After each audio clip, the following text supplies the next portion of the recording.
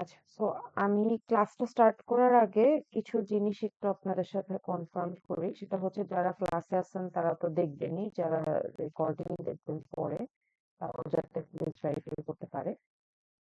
So group information যে শিটটা, এটার অ্যাক্সেসটা আমি এখনো সরাইনি।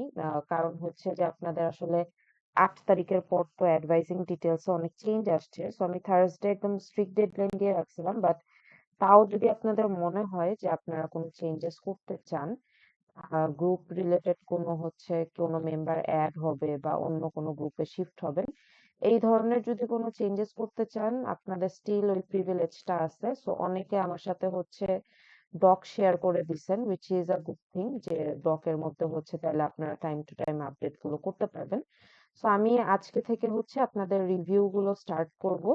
সো রিভিউ আমি রিমার্কসও রেখে দিব, প্লাস যদি খুব ইন ডেপথ কোনো প্রবলেম আমার মনে হয় তাহলে আমি আপনাদেরকে গ্রুপ ওয়াইজ ইমেল পাঠাবো আর কি, ফিডব্যাক নিয়ে।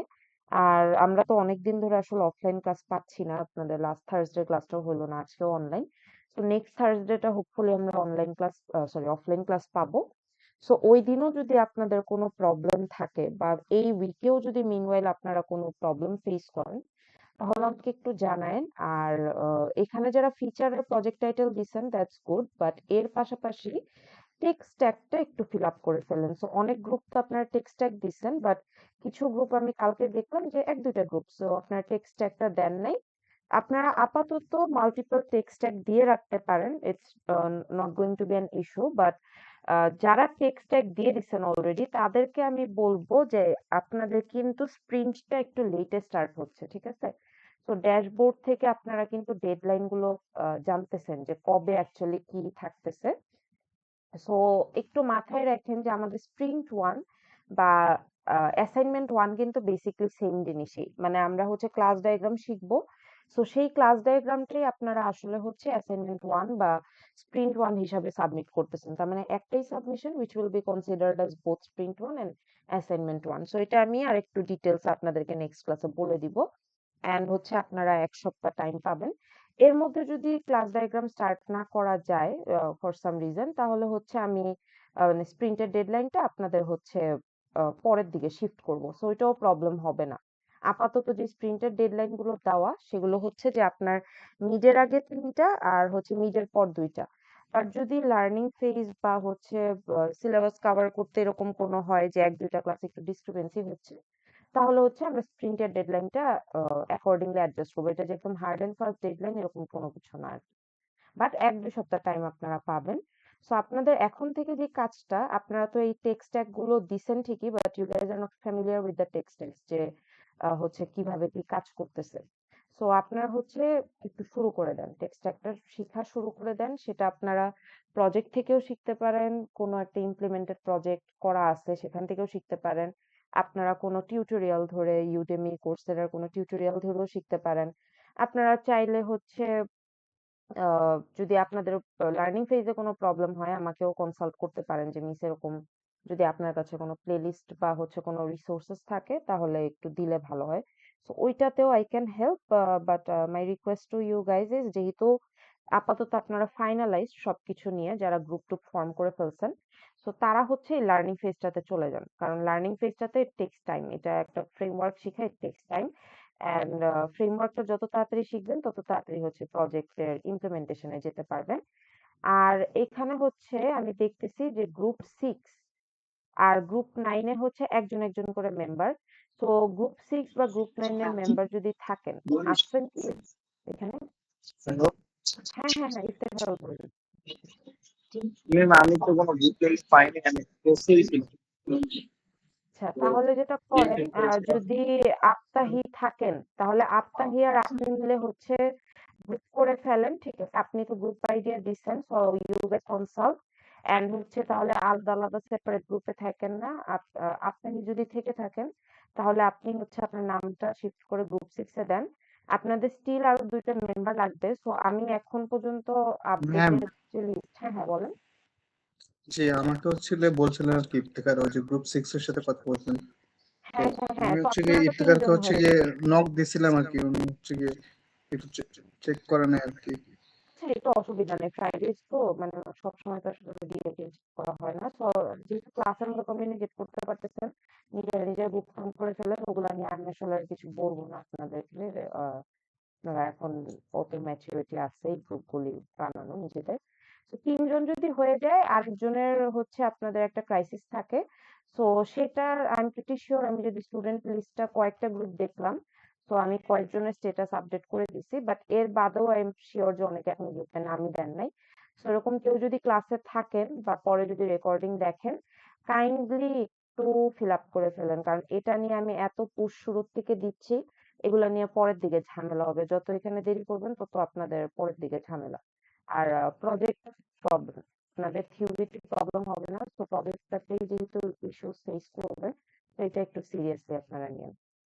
আচ্ছা, তো এরপরও যদি কোনো প্রবলেম থাকে আমি এটা একদম ক্লাসের পরে হচ্ছে অ্যাড্রেস করবো। আপাতত আমরা সিলেবাসটা একটু কন্টিনিউ করি। ক্লাসের পর আমি 10 মিনিট থাকবো, তখন আপনাদের কোনো ইস্যুস থাকলে আমাকে বলবেন।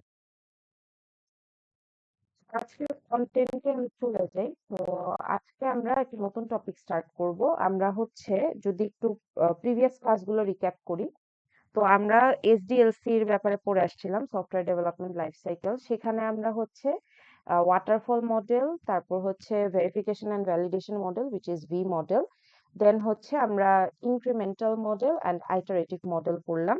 যেখানে আমরা দেখলাম যে ওয়াটারফল মডেল আর ভি মডেল ছিল হচ্ছে সিকোয়েন্সিয়াল মডেল। তার মানে we can not look back, we can not go back to the previous stages. But আমরা এরপর দেখলাম যে এটা থেকেও একটু বেটার মডেল আসছে, সেটা হচ্ছে আপনার এভোলিউশনারি প্রসেস মডেল, যেটার মধ্যে ইনক্রিমেন্টাল, আইটারেটিভ এন্ড স্পাইরাল মডেল পড়ে। সো আমাদের যেহেতু স্পাইরাল মডেলটা সিলেবাসের পার্ট না, সো আমরা স্পাইরাল মডেলটা ডিসকাস করিনি। আমাদের মেইন ডিসকাশনটা ছিল হচ্ছে ইনক্রিমেন্টাল এন্ড আইটারেটিভ মডেল নিয়ে। সো লাস্টে আমরা একটা কেস স্টাডি দিয়ে হচ্ছে আমাদের ডিসকাশনটা শেষ করে আসছিলাম।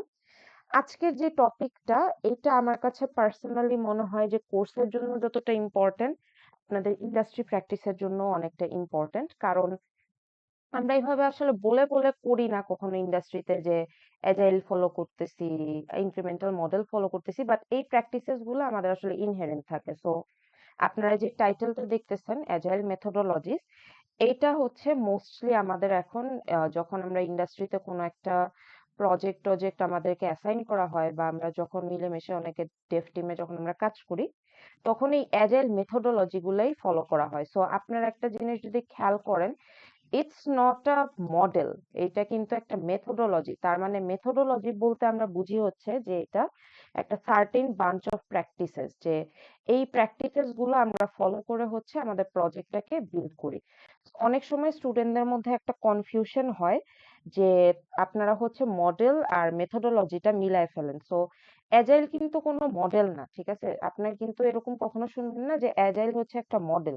অ্যাজাইল হচ্ছে বেসিক্যালি একটা সেট অফ প্র্যাকটিসেস বা একটা সেট অফ রুলস, যেগুলি হচ্ছে আমরা ফলো করি আমাদের প্রজেক্টটা বিল্ড করার সময়। তো আমি যত একটু আগাবো তত দেখবেন এই যে প্র্যাকটিসেস যে বলতেছি, এই জিনিসটা একটু ক্লিয়ার হচ্ছে।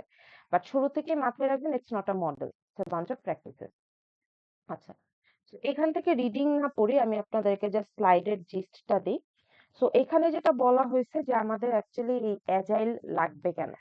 সো অ্যাজাইল আমাদের কেন লাগবে, এটার বেসিক রিজনটা হচ্ছে যে অ্যাজাইল আমরা জানি যে আমাদের যে হচ্ছে সফটওয়্যার ডেভেলপমেন্ট লাইফ সাইকেলের টাইমে আমাদের কিন্তু ইউজারদের রিকোয়ারমেন্ট কিন্তু চেঞ্জ হইতে থাকে, ঠিক আছে? তো আমি এখানে একটু ড্র করি, ওই কিওয়ার্ড গুলা জাস্ট দেখলেই হবে। তো আমাদের ইউজারের রিকোয়ারমেন্ট গুলো কিন্তু ফিক্সড থাকে না, এই রিকোয়ারমেন্ট গুলো চেঞ্জ হতে থাকে। সো এটা আমরা কিন্তু ইনক্রিমেন্টাল আইটারেটিভ মডেলের সময় পড়ে আসছি যে রিকোয়ারমেন্টস আর ফ্রিকোয়েন্টলি চেঞ্জিং।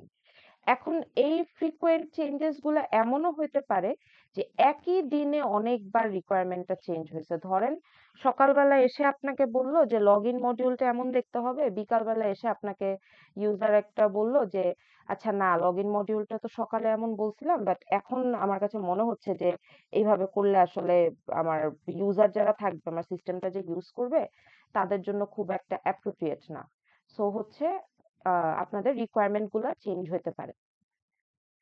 এখন এই যে আমাদের যে চেঞ্জিং রিকোয়ারমেন্টস গুলো, সো এই চেঞ্জিং রিকোয়ারমেন্টস গুলোকে অ্যাড্রেস করার জন্যই আমাদের বেসিক্যালি অ্যাজাইল লাগে। এখন অ্যাজাইল হচ্ছে বেসিক্যালি আমরা কনভেনশনাল সফটওয়্যার ইঞ্জিনিয়ারিং এর যে প্রসেস গুলো দেখছি, একদম ট্রেডিশনাল গুলা, যে আপনার ওয়াটারফল, তারপর হচ্ছে ভি মডেল। সো ওগুলার কম্পারিজনে দেখা গেছে যে আমরা যখন অ্যাজাইল মেথোডোলজিটা ফলো করি, তখন আমাদের সিস্টেমের সাকসেসফুল ডেলিভারি হয়। তার মানে সিস্টেমের সাকসেসফুল ডেলিভারি বলতে আমরা বুঝাই যে আমরা ইউজারের রিকোয়ারমেন্ট গুলোকে আমরা হচ্ছে খুব প্রপারলি ম্যাচ করতে পারতেছি। সো এটা একটু মাথায় রাখবেন। আর প্রিভিয়াস স্লাইড যদি কেউ দেখেন, ওখানে দেখবেন যে আপনাদের ওয়াটারফল মডেল আর ভি মডেলকে বলা হয় হচ্ছে মনোলিথিক সফটওয়্যার। সো এই ওয়ার্ডটা একটু জাস্ট জানার জন্য জেনে রাখতে পারেন। সো মনোলিথিক সফটওয়্যার মানে হচ্ছে যেইটাতে খুব ফ্রিকোয়েন্ট চেঞ্জেস আসে না, মানে চেঞ্জেস গুলো একদম রিজিড, চেঞ্জেস গুলো একদম ফিক্সড। বাট অ্যাজাইলে হচ্ছে, অ্যাজাইল বেসিক্যালি আমরা বলি কারণ এখানে চেঞ্জেস গুলো এরকম ফিক্সড না, চেঞ্জেস গুলো একদম আপনার দিনেও অনেকবার আহ, হচ্ছে আপনার এনশোর্ড হইতে পারে, যে আপনি সকালে একটা বললেন, বিকালে আরেকটা চেঞ্জ এসে বললেন। সো এই কাজ, এখন আমরা অ্যাজাইলে যে জিনিসটা হয় সেটা হচ্ছে যে আমাদের আহ, যদি রিয়েল লাইফ এক্সাম্পল দিই যে কোথায় অ্যাকচুয়ালি আমরা অ্যাজাইল ইউজ করি বা কেন অ্যাজাইলের ইন্ট্রোডাকশন হলো, বা আমাদের এত ওই যে আমরা যে আগের মডেলগুলো পড়ে আসলাম তার পাশাপাশি কেন অ্যাজাইলের প্র্যাকটিস গুলো দরকার। সো আমরা যদি খুব বিগ স্কেল প্রজেক্টের কথা বলি, যেমন এখানে কিছু এক্সাম্পল দেওয়া আছে, অ্যামাজন, ফেসবুক, তারপর হচ্ছে আপনারা আরো কিছু প্ল্যাটফর্ম ইউজ করেন, ইনস্টাগ্রাম ইউজ করেন, তারপর হচ্ছে ধরেন যে অনেক ধরনের ই কমার্স সাইট আপনারা ইউজ করেন, যেগুলো খুব লার্জ স্কেল, মানে ইন্টারন্যাশনাল লেভেলে। যে এটা যদি কোনো কারণে হচ্ছে আপনার ডাউন থাকে, ধরেন ফেসবুক যদি 2 সেকেন্ডের জন্য ডাউন থাকে, সবার তো মাথা নষ্ট হয়ে যায় যে হইলোটা কি। বা আমরা তো অনেক হচ্ছে ইস্যু রিপোর্ট করি, বা এই যে নেটফ্লিক্স বা ধরেন ইউটিউব কাজ করতেছে না। সো এগুলার আপনাদের জন্য আমার জন্য যে এমন হ্যাসেল যে আমরা 2-3 সেকেন্ডের জন্য ইউজ করতে পারতেছি না, যারা এই সিস্টেম গুলো মেনটেন করে বা যারা এই সিস্টেম গুলোর স্টেক হোল্ডার, তাদের জন্য কিন্তু ইকুয়ালি ড্যামেজিং। কারণ হচ্ছে যে এই যে আপনার 2-3 সেকেন্ডের যে একটা সফটওয়্যার ডাউন টাইম থাকতেছে, এটাতে তাদের অনেক ফাইন্যান্সিয়াল ড্যামেজ হচ্ছে, মানে ইটস ইন ক্রোর্স, ঠিক আছে, এটা it's not even in thousands, it's in crores. So আমরা কিন্তু চাইলেই এই ডাউন টাইমটা আসলে এফোর্ড করতে পারি না। সো আমাদেরকে সিস্টেমটাকে এমন ভাবেই বানাইতে হবে যে যাতে আপনার এরকম ডাউন টাইম আমরা ফেস না করি। আর আমরা যদি সিস্টেমে কোনো চেঞ্জ করিও, সেটা যাতে ইউজার না বুঝতে পারে। সো এটার মানে হচ্ছে যে ধরেন ফেসবুকের ইউআই তে কোনো চেঞ্জ আসলো বা ইনস্টার ইউআই তে কোনো চেঞ্জ আসলো, আপনি কিন্তু আগের হচ্ছে ইন্টারফেসই ইউজ করতেছেন, আপনি আগের ইন্টারফেসের ফেসবুকই ইউজ করতেছেন, আপনি আগের ইন্টারফেসের ইনস্টাই ইউজ করতেছেন, কিন্তু যতক্ষণ না আমি হচ্ছে আপনার এই চেঞ্জেস গুলো পুশ করতেছি, আপনার কাছে ভিজিবল হচ্ছে না। প্লাস এই চেঞ্জেস গুলো যে ব্যাকএন্ডে হচ্ছে, এটার কারণে কিন্তু আপনার কোনো ডিসরাপশন হচ্ছে না। আপনি আগের ইউআই ইউজ করতেছি, যতক্ষণ না এই চেঞ্জটা আপনার পুশ করা হয়েছে, ততক্ষণ ওই চেঞ্জের জন্য আমার কোনো প্রবলেম হচ্ছে না। সো অ্যাজাইল বেসিক্যালি এটাই ইনশিওর করে যে আমি ব্যাকএন্ডে যত কিছুই চেঞ্জ করি না কেন, আমি ধরেন পুরা ইউআই, তারপর সিস্টেম ফিচার সব চেঞ্জ করে ফেলছি, বাট এটাতে যাতে ইউজার কোনোভাবে হ্যাম্পার্ড না হয়, আর এটাতে যাতে স্টেক হোল্ডার কোনোভাবে হ্যাম্পার্ড না হয়, কারণ স্টেক হোল্ডারেরও কিন্তু একটা মানি রিলেটেড ইস্যু আছে, তার সিস্টেম যত ডাউন থাকবে, তার মানি রিলেটেড একটা ইস্যু আপনার হবে। সো অ্যাজাইল কেন দরকার? সো এইটার থেকে আপনি কি পয়েন্ট গুলো যদি কেউ আপনাকে বলে, যে কি পয়েন্ট গুলো আপনি মেনশন করেন, তাহলে বলবেন যে সিস্টেমের ফ্রিকোয়েন্ট চেঞ্জের জন্য অ্যাজাইল দরকার অ্যাড্রেস করার জন্য। তারপর হচ্ছে যে কনভেনশনাল সফটওয়্যার ইঞ্জিনিয়ারিং প্রসেস গুলোতে দেখা যায় যে আমরা বেসিকলি সাকসেসফুল সিস্টেম ডেলিভারি নাও দিতে পারি, ইউজারের রিকোয়ারমেন্ট নাও ম্যাচ করতে পারি, বাট অ্যাজাইল সেটা এনশিওর করে। আর বিগ সিস্টেম গুলো যেগুলো হচ্ছে আপনার যেমন অ্যামাজন, ফেসবুক, ইনস্টা, এগুলোর জন্য হচ্ছে যে আপনার যাতে কোনো ডাউন টাইম যাতে না থাকে। ডাউন টাইম হয়, বাট হচ্ছে আমরা অ্যাজাইল দিয়ে ওইটা কিছুটা মিটিগেট করতে পারি। আপনি যদি আরো করতে চান অ্যাজাইল কেন দরকার, এখানে হচ্ছে আপনার যতটুকু ইনফরমেশন দরকার সেই 3টা ইনফরমেশনই দেওয়া। তো এর বাদেও আসলে অ্যাজাইল নিয়ে যদি আমি বলি, অ্যাজাইলের কেন অ্যাজাইল দরকার, এটা নিয়ে আপনাদের একটা ক্লাস নেওয়া যাবে, বাট আমাদের এত ডিটেলসে জানা লাগবে না, আমরা জাস্ট এই 3টাই জানবো। আর এর পাশাপাশি যদি আরো বেনিফিট জানতে চান, এখান থেকে পড়তে পারেন, জাস্ট সেলফ স্টাডির জন্য, বাট কোর্সের রিকোয়ারমেন্টের পার্ট সেটা না। আচ্ছা, এখন অ্যাজাইলিটি কি? অ্যাজাইলিটির কথা কিন্তু আমি অলরেডি বলে ফেলছি। অ্যাজাইলিটি হচ্ছে একটা সেট অফ প্রিন্সিপালস বা হচ্ছে আপনার একটা set of basically values. So principles বা ভ্যালুস কিন্তু মডেলের কোনো পার্ট না। প্রিন্সিপালস বা ভ্যালুস হচ্ছে যে আপনি কোনো কিছু একটা ফলো করতেছেন, আপনার ডেইলি লাইফে কোনো একটা প্র্যাকটিস আপনি ফলো করতেছেন। ধরেন আপনার কোনো একটা ফিক্সড ঘুমের থেকে ওঠার টাইম আছে বা আপনার একটা কোনো একটা ফিক্সড ঘুমাইতে যাওয়ার টাইম আছে। সো এটা কি আপনার লাইফের একটা প্রিন্সিপাল বা এটা আপনি একটা প্র্যাকটিস যেটা ডেইলি লাইফে আপনি ফলো করতেছেন আপনার বেটারমেন্টের জন্য। সো অ্যাজাইলিটিও হচ্ছে সেম জিনিসই, যে এটা হচ্ছে সফটওয়্যারের জন্য কিছু প্রিন্সিপাল, সফটওয়্যার ডেভেলপমেন্টের টাইমে কিছু প্রিন্সিপালস বা ভ্যালুস যেগুলো আমরা ফলো করে যদি আগাই তাহলে আমাদের সফটওয়্যারটা খুব হচ্ছে মানে বেটার হবে বা আমি একটা কাস্টমারকে একটা সাকসেসফুল সফটওয়্যার ডেলিভারি দিতে পারবো। এরপরের পয়েন্টটা নিয়ে স্টুডেন্টদের একটু কনফিউশন হয়, সো আমি এই জায়গাটাতে হচ্ছে একটু বেশি ফোকাস দিব। সো দেখেন কি বলছে, agile is a combination of iterative and incremental process models with focus on process adaptability and customer satisfaction। পরেরটায় আমি পরে আসতেছি, বাট আগে আমরা এই জিনিসটাই ফোকাস দিই। তো এখন আমি আপনাদেরকে একটু কোয়েশ্চেনও করব যে আপনাদের কি আইটারেটিভ মডেল অ্যান্ড ইনক্রিমেন্টাল মডেলের কথা মনে আছে, বা যতটুক মনে আছে ততটুকুই জাস্ট বলেন। সব বলতে হবে এমন না, জাস্ট আমাকে জিস্টটা দেন যে আইটারেটিভ মডেল কি ছিল, ইনক্রিমেন্টাল মডেল কি ছিল। এক সপ্তাহ আগেই কিন্তু দেখছেন, বেশি দিনও হয়নি। একটু ট্রাই করেন তো, যে কোনো একজন বলেন। ভুল হইলেও ইটস ওকে, ভুল হইলে আমি ফিক্স করে দিব, বাট একটু ট্রাই করেন, তাহলে একটু নিজেরা মনে করলেও একটু রিফ্রেশার হয়ে যায়। একটু বলেন কেউ একজন, চুপ করে না থেকে। যে পারেন, যার কনফিডেন্স আছে সেই বলেন। একদম ঠিকঠাক হইতে হবে এরকম কিছু না। মনে নাই আপনাদের আইটারেটিভ আর ইনক্রিমেন্টাল প্রসেস মডেল কি ছিল? হ্যাঁ বলেন তো, একজন কেউ একজন মনে বলতেছিলেন, একটু বলেন। আপনারা কি ভয় পাচ্ছেন? এখানে ভুল অ্যান্সার দিলে আসলে কিছু যায় আসে না। আচ্ছা আমি রিক্যাপ করি, বাট এগুলো ভুলা যাবে না, ঠিক আছে? 2 দিন পরে কুইজ দিবেন, 2 দিন পরে অ্যাসাইনমেন্ট স্টার্ট হবে। ভুলা যাবে না এগুলা। আচ্ছা আমি একটু রিক্যাপ করি। So iterative and incremental process model basically ছিল হচ্ছে দুইটাই এভোলিউশনারি প্রসেস মডেলের মধ্যে পড়ে। অ্যান্ড আইটারেটিভ মডেল বেসিক্যালি ছিল যে আপনি ধরেন যে আপনার অনেকগুলো মডিউল আছে, আমি একটু লিখি। ধরেন লগইন আছে, ধরেন ড্যাশবোর্ড, এটা দুটো মডিউল নিয়ে কাজ করি, বেশিটা না যে, কারণ এগুলো দেখার জিনিস। সো আপনার যদি আপনি ইনক্রিমেন্টাল প্রসেসে আগাইতেন তাহলে যেটা করতেন যে ফার্স্ট যে স্টেজটা আছে, ধরেন এগুলা হচ্ছে আমি ইনক্রিমেন্ট ধরি, এখানে স্টেজ লেখা তো, আমি সাপোজ ধরেন এক একটাকে ইনক্রিমেন্ট ধরি। সো ইনক্রিমেন্টাল প্রসেস মডেলে যেটা হইতো যে আপনি লগইন মডেল নিয়ে যখন কাজ করতেন, প্ল্যান করতেন, ডিজাইন করতেন, কোড করতেন, টেস্ট করতেন, ফিডব্যাক নিতেন। সো এটা হচ্ছে একটা ইনক্রিমেন্ট। এরপর কি করতেন, আপনি সেকেন্ড ইনক্রিমেন্টে চলে যেতেন। সেকেন্ড ইনক্রিমেন্টে আপনি যে যেটা করতেন, আপনি আপনার সেকেন্ড মডিউলের কাজ করা শুরু করতেন, ড্যাশবোর্ডের উপর কাজ করা শুরু করতেন, সেখানে প্ল্যান করতেন, ডিজাইন করতেন, বিল্ড করতেন, টেস্ট করতেন, রিভিউ করতেন। অ্যান্ড এর পাশাপাশি আপনি যেটা করতেন, আপনি শুরুতে যে লগইন মডিউলের ডেলিভারি দিছেন, একবারে তো কাস্টমার খুশি হয়ে যাবে এটা তো খুবই ইম্পসিবল টাস্ক, রাইট? তার মানে ছোটখাটো ফিডব্যাক থাকলেও আসলে থাকে। সো যদি ওরকম ছোটখাটো ফিডব্যাক থাকেও, তো আপনি কি করবেন, ইনক্রিমেন্ট 2 তে যাবেন। ইনক্রিমেন্ট 2 তে যেয়ে সেই লগইন মডিউলের হচ্ছে আপনি ফিডব্যাকে কাজ করবেন, প্লাস একটা নতুন মডিউল ড্যাশবোর্ডে কাজ করবেন। তো এরপর ধরেন আপনি হচ্ছে ইনক্রিমেন্ট 3 তে গেলেন, ওখানে যেয়ে ধরেন আপনার অ্যাড হলো হচ্ছে পেমেন্ট মডিউল। তো আপনি তখন কি করবেন, আপনার যদি ইউজারের লগইন মডিউল নিয়ে ফার্দার কোনো ফিডব্যাক থাকে সেটাতেও আপনি কাজ করবেন। ড্যাশবোর্ড নিয়ে ফিডব্যাক থাকলে অফকোর্স সেটাতে কাজ করবেন। তার পাশাপাশি আপনি পেমেন্ট মডিউলেও কাজ করবেন। তার মানে ইচ ইনক্রিমেন্টে you work on the previous features হচ্ছে feedback, and you also start working on the new module.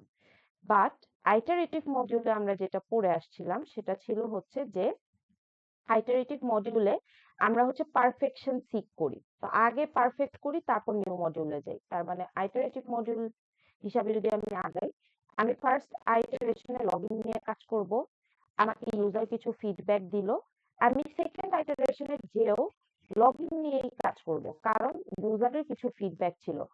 তো আমার যতক্ষণ না লগইন মডিউলটা একদম পারফেক্ট হয়ে যাচ্ছে আমি কিন্তু নেক্সট মডিউলে যাচ্ছি না।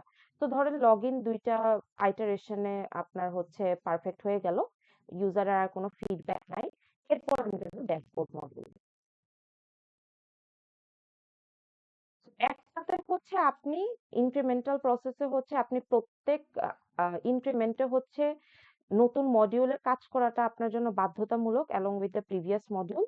আর আইটারেশনে হচ্ছে আপনি পারফেকশন না আসা পর্যন্ত আপনি নতুন মডিউলে যাচ্ছেন না। সো আপনার যদি লগ ইন মডিউল এখন ৩ আইটারেশন ধরেও ফিক্স করতে হয়, আপনি ওই ৩ আইটারেশনের টাইমটা দিবেন। এই কারণেই কিন্তু ইনক্রিমেন্টাল প্রসেস মডেলে আমাদের একটা ফিক্সড টাইমলাইন ছিল, যে একটা কমিটমেন্ট দিব যে ভাই আমি ১ বছরের মধ্যে আপনার প্রজেক্ট ডেলিভারি দিব, এর বেশি টাইম আমি দিতে পারবো না। বাট আইটারেটিভ মডেলে কোনো এরকম টাইমের কোনো রেস্ট্রিকশন ছিল না, যে আপনার যদি এখন ৬ বছর ধরেও একটা প্রজেক্ট করা লাগে তাইলেও আমি আপনার সাথে ওই কমিটমেন্টে আছি।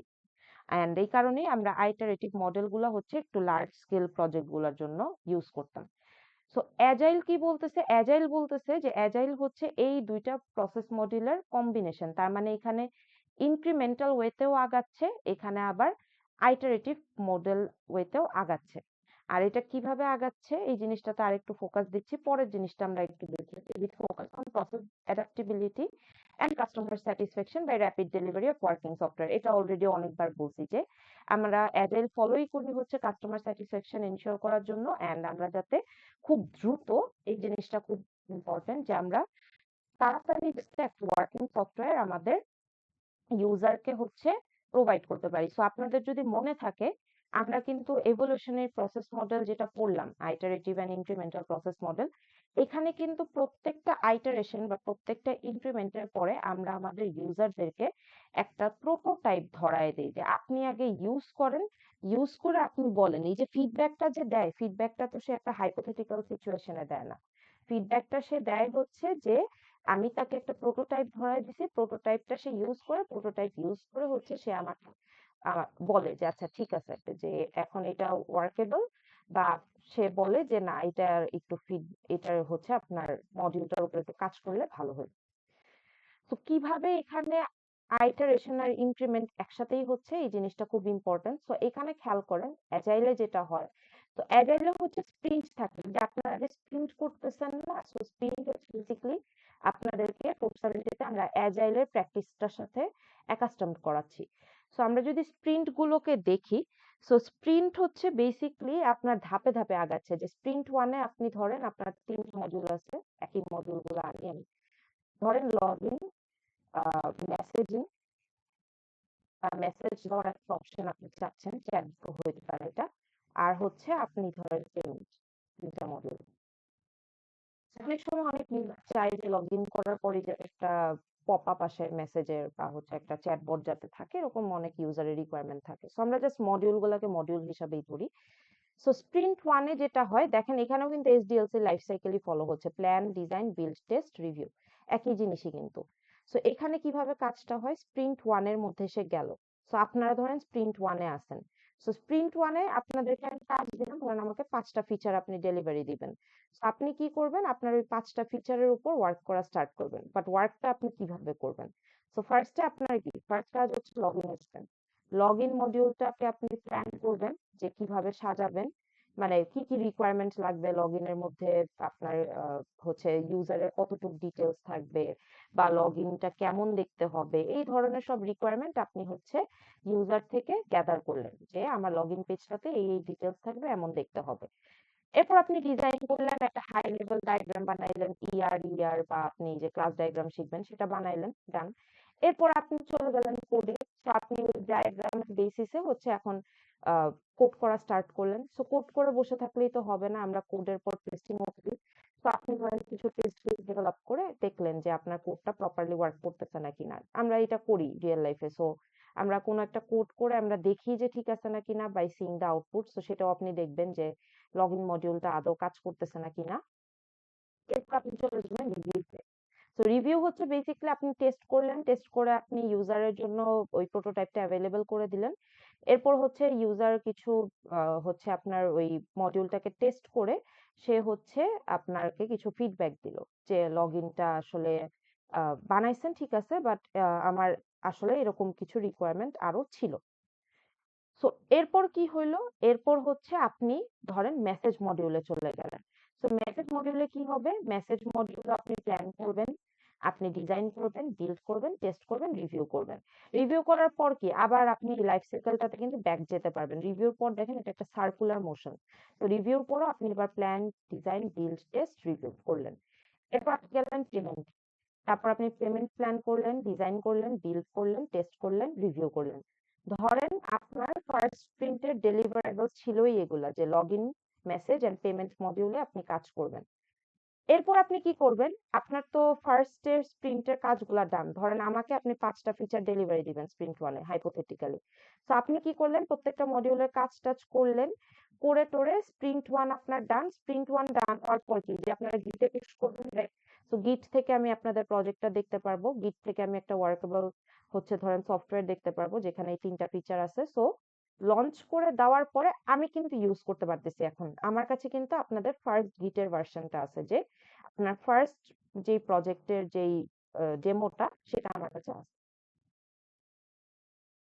কিন্তু আপনাদের রিকোয়ারমেন্ট কি 20টা ফিচারের উপর কাজ করা, বা আপনাদের হচ্ছে কি আরো চেঞ্জেস আসতে পারে।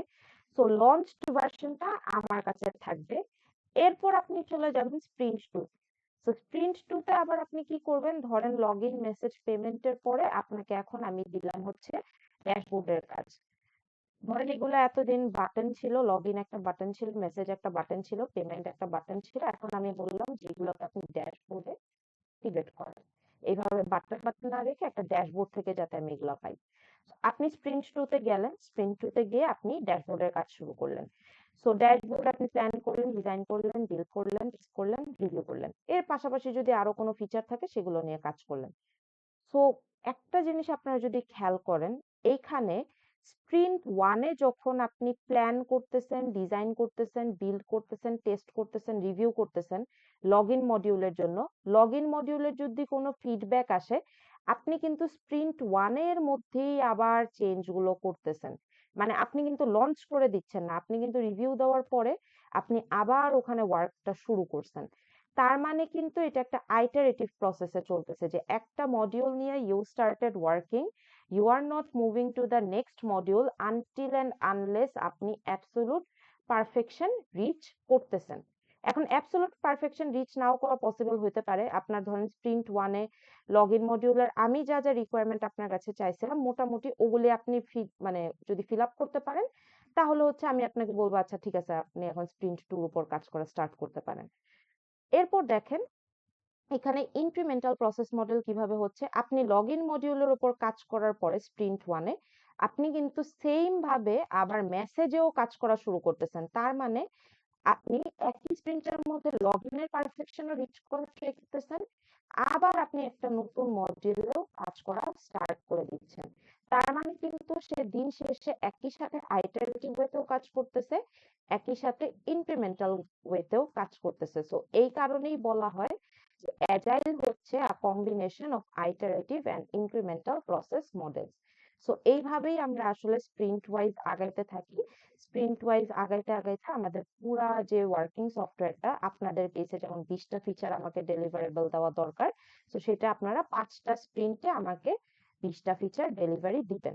আর আরেকটা জিনিস যেটা মাথায় রাখতে হয়, লঞ্চ করার পরেও আপনি চেঞ্জ করতে পারবেন। সো এই যে ডিপ্লয় করে দেওয়ার পরে আমি আপনার ওই সফটওয়্যারটা ইউজ করতেছি, বাট তার মানে কিন্তু আপনি থেমে যাচ্ছেন না। আপনার কাছে একটা ভার্সন আছে যেটাতে আপনি কাজ করতেছেন।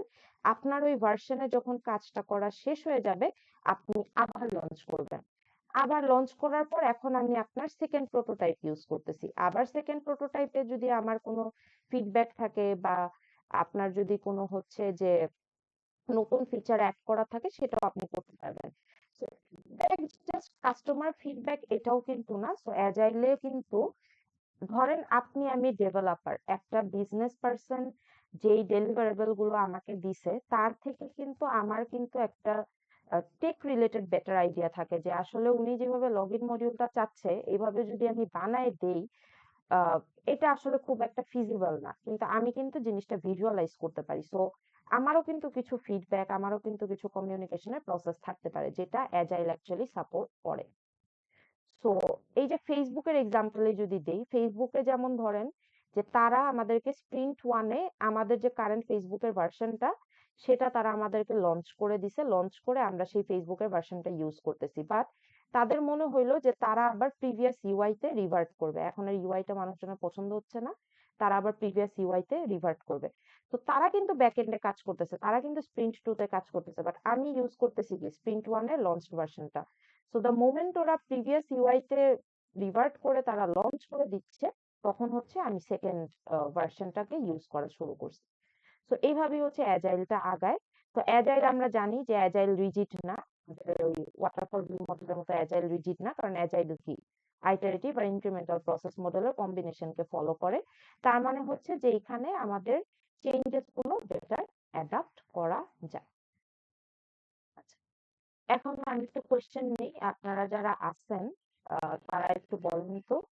আচ্ছা, একজন অ্যান্সার দিছিলেন, ম্যান্ডেটরি রিকোয়ারমেন্ট ফিক্স না, customer feedback is important, long term and complex projects এর জন্য বেটার, এন্ড টেক স্টেপ কোনটা ইউজ করবেন শিওর না। হ্যাঁ, আপনি হচ্ছে মানে ডেফিনেশন ওয়াইজ আগাইছেন, বাট এই পার্সপেক্টিভে হচ্ছে বেসিক্যালি আমরা ওই যে একটা নতুন মডিউলে কাজ করব, সেটা হচ্ছে ইনক্রিমেন্টে আমরা ধরি। আর নতুন মডিউলে কাজ করব না আনটিল এন্ড আনলেস আমরা হচ্ছে আগের মডিউলে অ্যাবসলিউট পারফেকশন রিচ করতেছি, সেটা হচ্ছে আইটারেটিভ। আপনারটাও ঠিক আছে, আপনি যেটা বলছেন ওটা হচ্ছে ডেফিনেশন ওয়াইজ আর কি আগাইছেন যে আইটারেটিভ বলতে আমরা কি বুঝি। আচ্ছা, any questions? So this is a confusing part যে আইটারেটিভ এন্ড ইনক্রিমেন্টাল কিভাবে কাজ করে। So if you guys face any confusion, any question in this part, এখনই আস্ক করতে পারেন before I move on to the next step আর কি। এরপরও না আসলে আমি যে জিনিসটা বলি অলওয়েজ যে থিওরিটিক্যাল কোর্স তো, সো থিওরিটিক্যাল কোর্সে আমি থিওরি অনেক ডেলিভারি দিতে পারবো, বাট জিনিসটা হচ্ছে আপনাদেরকে অ্যাডাপ্ট করার মতো একটা ক্যাপাবিলিটি থাকতে হবে। সো যদি আপনাদের মনে হয় যে এই জিনিসটা বুঝেন নাই বা কোনো একটা পার্ট বুঝেন নাই, ওইটা সাথে সাথে হচ্ছে কমিউনিকেট করা বেটার, কারণ না হলে ইনফরমেশন দিতে থাকলে অনেক সময় ইনফরমেশন ওভারলোড হয়ে যায়। সো ওইটাও আমি চাচ্ছি না যে হোক আপনাদের কেসে, বাট কোয়েশ্চেন থাকলে করেন,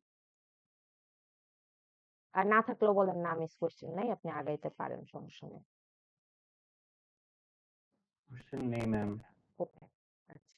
আমি এখানে যে জিনিসগুলো বলছি, সরি হয়ে যাচ্ছে, আমি এখানে যে জিনিসগুলো বলছি এটা আপনারা একটু নিজেরা ইমপ্লিমেন্ট করে দেখবেন যে কিভাবে একটা স্প্রিন্টের মধ্যে আইটারেশনও হচ্ছে, কিভাবে একটা স্প্রিন্টের মধ্যে ইনক্রিমেন্টাল প্রসেস মডেলও হচ্ছে।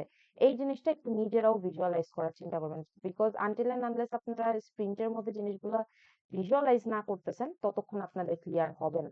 আপনারা স্প্রিন্ট ওয়ান করলে আই থিঙ্ক এটা আরো বেটার আপনাদের ভিজুয়ালাইজেশন আসবে, যে দেখবেন আপনারা 5টা ফিচারের উপর কাজ তো করতেছেনই, তার পাশাপাশি আপনারা 5টা ফিচারে আমার ফিডব্যাক নিয়ে নিয়ে আপনারা পারফেকশনও রিচ করার চেষ্টা করতেছেন। সো বোথ আপনারা হচ্ছে ইনক্রিমেন্টাল এন্ড আইটারেটিভ প্রসেস মডেলে আগাচ্ছেন।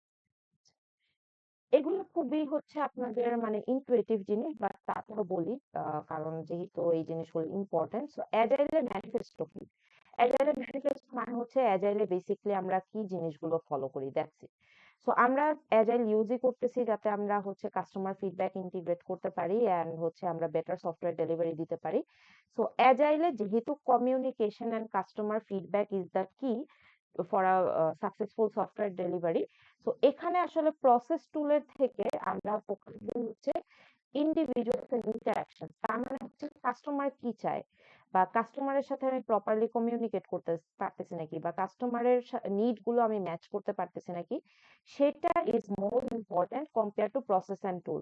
ধরেন আপনি মার্ন স্ট্যাক ইউজ করলেন, আপনি হচ্ছে যে অনেক হাইফাই কোনো ডিভাইস ইউজ করলেন, মানে হার্ডওয়্যারের কথা বলতেছি, ঠিক আছে, বাট আপনার কাস্টমারের ফিডব্যাকই আপনি নিলেন না, বা কাস্টমারের সাথে আপনি যেই চেঞ্জেস গুলো সে চাচ্ছে সেটাতেই আপনি ফোকাস দিলেন না। আপনার ফোকাস হচ্ছে যে আমি একটা ফ্রেমওয়ার্ক ইউজ করব, ফ্রেমওয়ার্ক ইউজ করে আমি আমার স্কিল দেখাবো, বাট এই জিনিসটা কিন্তু অ্যাজাইল সাপোর্ট করে না। অ্যাজাইল বলে প্রসেস আর টুলের থেকে মোস্ট ইম্পর্টেন্ট হচ্ছে আপনি যদি ধরেন কোনো ফ্রেমওয়ার্ক ইউজ না করে, আপনি ধরেন যে সিম্পলি যদি প্রজেক্ট করেন, ধরেন যে একটা ওপি বেসড প্রজেক্ট আপনি বানাইছেন, ঠিক আছে, পাইথনে, জাস্ট কোনো ফ্রেমওয়ার্ক নাই, nothing, it's an object oriented programming করে আপনি হচ্ছে একটা প্রজেক্ট বানাইছেন, বাট ওইটাও কিন্তু অনেক বেটার হতে পারে যদি আপনি ইন্ডিভিজুয়ালের হচ্ছে নিড গুলোকে অ্যাড্রেস করতে পারেন। সো আমাদের হচ্ছে ইন্ডাস্ট্রিতে এটাই টার্গেট থাকে, ইন্ডাস্ট্রিতে কিন্তু কখনো কেউ বলে না যে মার্নসটাকে ভাই প্রজেক্টটা করে দিয়েন।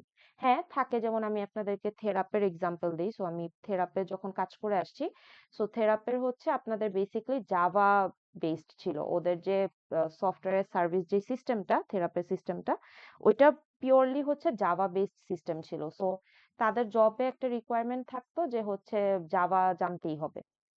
সো জাভা জানতে হবে, দ্যাটস ফাইন। এন্ড আমরা যখন হচ্ছে কোনো টেস্টিং করতাম বা কোনো কোড মডিউলে কাজ করতাম, আমরা মোস্টলি জাভাই কোড করতাম। বাট আমাদের টার্গেটটা থাকতো যে আমরা যাতে ইউজারের নিড গুলোকে ম্যাচ করতে পারতেছি। ইটস নট লাইক যে জাভা থেকে আমি অন্য কোনো ফ্রেমওয়ার্কে শিফট হয়ে যাচ্ছি, ফ্রেমওয়ার্কে শিফট হইলে আমার জন্য বেটার হচ্ছে। দেখেন জাভা কিন্তু এখন তেমন একটা ইউজও হয় না, বাট এত বড় একটা কোম্পানি এখনো জাভা বেস সফটওয়্যার রাখছে, কারণ মাইগ্রেশনটা ফার্স্ট অফ অল ডিফিকাল্ট। আর এই যে মাইগ্রেট করার সময় যে হচ্ছে আপনার যে টাইমটা লাগবে, এই টাইমটা দে ক্যান নট এফোর্ড, কারণ ওখানে হচ্ছে আপনার হ্যান্ডিক্যাপ্ট মানুষজন নিয়ে কাজ করে, মানে ইন্ডিভিজুয়ালস নিয়ে কাজ করে। সো তাদের নিডসটা কিন্তু বেশি ইম্পর্টেন্ট রাদার দেন আমার হচ্ছে স্কিল সেটটা দেখানো। সো এইটাই ওইখানেও বেসিক্যালি অ্যাজাইল ম্যানিফেস্টো ইউজ করে যে ইন্ডিভিজুয়ালের নিডস গুলোকে তারা হচ্ছে বেশি প্রাধান্য দেয়। এরপর হচ্ছে এটা আপনারা জানেন যে থিওরিটিক্যালি আমি যাই বলি না কেন, আপনি যদি প্র্যাকটিক্যালি ইমপ্লিমেন্ট না করতে পারেন কোনো লাভ নেই। ধরেন আমি খুব সুন্দর একটা বিজনেস রিকোয়ারমেন্ট ডকুমেন্টেশন বানাইলাম, বানায় আপনাকে দিলাম যে এটা অনেক সুন্দর হবে, অনেক কিছু থাকবে, এতগুলো ফিচার থাকবে, বাট আপনি সফটওয়্যার বা আমি একটা কোনো ওয়ার্কিং সফটওয়্যার দিতে পারতেছি না। ধরেন আপনারা ফিচারে আমাকে অনেক কিছু প্রমিস করছেন যে এটা থাকবে সেটা থাকবে, অনেক হচ্ছে ফিচারের কমপ্লেক্সিটি থাকবে, বাট দিন শেষে আপনি আমাকে স্প্রিন্টে কিছুই দেখাতে পারবেন না। এটা কিন্তু অ্যাজাইল না। অ্যাজাইল হচ্ছে বলে যে আমার ডকুমেন্টেশন থেকে বেশি ইম্পর্টেন্ট হচ্ছে if the software is working or not. আমি কি আমার ইউজারকে একটা মানে ভালো একটা ওয়ার্কেবল সফটওয়্যার দিতে পারছি না কিনা। তার ডকুমেন্টেশনটা যদি মানে ধরেন একটু নিশও থাকে, বাট সেটা আমি একটু ওয়ার্কিং সফটওয়্যার ডেলিভারি দিয়ে হচ্ছে ম্যানেজ করতে পারি। কথা থেকে হচ্ছে বেসিক্যালি ইমপ্লিমেন্টেশনটাতে আমাদের ফোকাস বেশি থাকবে।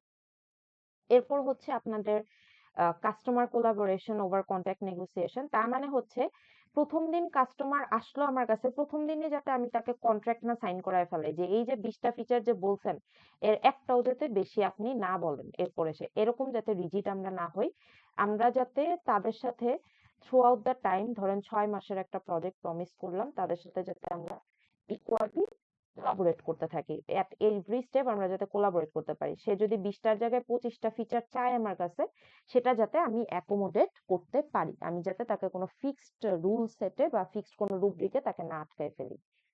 এরপর হচ্ছে ফলোইং প্ল্যান, মানে ফলোইং এ প্ল্যানের থেকে রেসপন্ডিং টু চেঞ্জটা দিতে। তারপরে ধরেন আমি একটা হচ্ছে আমার একটা রুব্রিকের মতো বানিয়েছি যে ফার্স্টে লগ ইন দিব, তারপর হচ্ছে ড্যাশবোর্ড দিব, তারপর পেমেন্ট দিব। এরকম ধরনের আমার একটা প্ল্যান আছে, আমরা ডেভেলপার, সো আমাদের একটা প্ল্যান থাকে যে আমরা কিভাবে আগাবো।